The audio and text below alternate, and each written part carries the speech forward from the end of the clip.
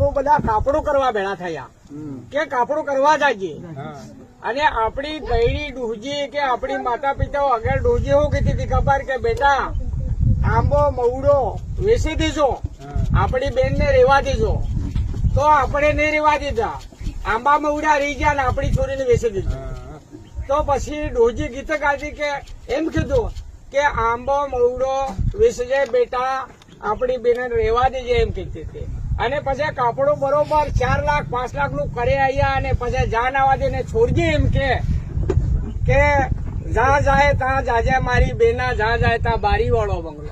ત્યાં આપણી છોરજી ટાટડા બાંધીને બધે પાસે બારજી ત્યાં ડૂખી બાળે. કેમ કે આપણા લોહીને આપણે વેસે ખાઈ ગયા.